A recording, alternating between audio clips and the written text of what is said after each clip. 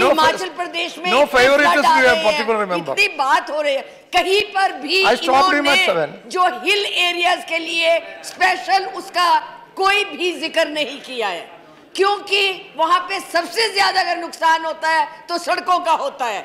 आज वहां पे आपका एरिया भी हिली एरिया है, वहां पे सड़कें जो है पूरी तरह से खत्म हो चुकी हुई है और स्टेट गवर्नमेंट जो है उनके रख रखाव के लिए, उनके मेंटेनेंस के लिए उनके पास पैसा नहीं है। तो क्या गवर्नमेंट ऑफ इंडिया इस बात को ध्यान में रखते हुए स्पेशल पैकेज देगी उन सड़कों के लिए, जिससे कि वो ठीक तरह से रख रखाव हो सके, मेंटेन हो सके, वहां की पब्लिक उसकी सहूलियत जो है दोबारा से वो हो सके? ऐसा कोई प्रोविजन नहीं है, कहीं कुछ नहीं दिया गया है।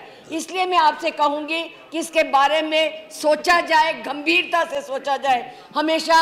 और क्लाउड बर्स्ट होते हैं, क्लाउड बर्स्ट जो है हमेशा हिली एरिया में ज्यादा होते हैं, उसका क्या रीजन है उसके बारे में रिसर्च की जाए।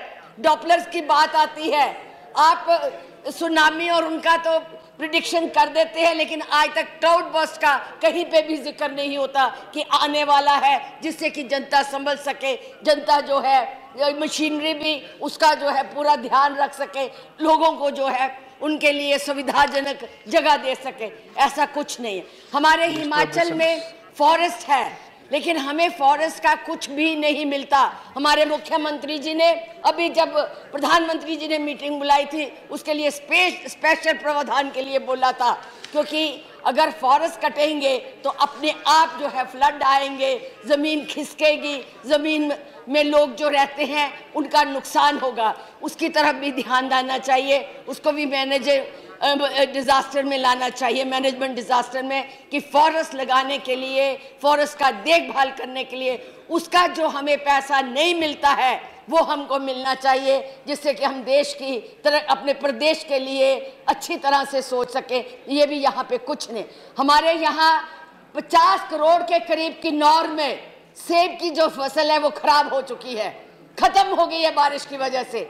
चंबा में, तीसा में पूरी तरह से फसल खराब हो गई है। और क्या होता है, फसल खराब हो गई, आपकी यहाँ से जाती है, कमेटी जाती है, यहाँ से भेजी जाती है, वो जब तक रिपोर्ट देती है तब तक लोग बेचारे जो है यहाँ तो कर्जा लेके उसके तले दब जाते हैं, फिर आत्महत्या के लिए मजबूर हो जाते हैं।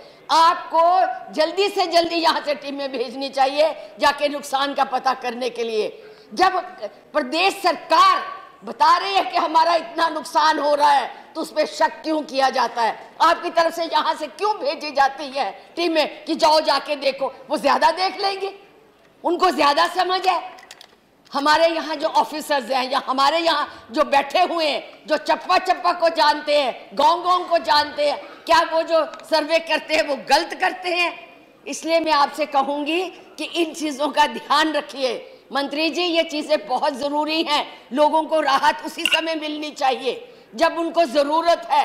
बाद में जब राहत आती है उसका कोई फायदा ही नहीं होता, उसके प्रति हम लोगों में कोई जो है सहानुभूति नहीं रहती है। इसलिए आपको सही कदम सही समय पे उठाने चाहिए। और सबसे बड़ा किन्नौर का एरिया बॉर्डर का एरिया है, इसलिए वहां पे विशेष ध्यान देके उनके सड़कों रखवाओं के लिए आपको पैसा जल्दी से जल्दी भेजना चाहिए। इसका ध्यान रखिए अध्यक्ष जी। कोई बात, इतनी बड़ा मसला है और ये इसको इस तरह से यहाँ भी फ्लड आ रहा है, लोग दिल्ली में भी 2-2 घंटे के लिए बंद रहा है। सोचिए इसके बारे में, ध्यान दीजिए। सुप्रीम कोर्ट ने ऐसा तमाचा मारा, शायद आइंदा ऐसी हरकतें वो कभी नहीं करेंगे, ऐसा मैं समझता हूँ। लेकिन फिर भी उनकी ये आदत है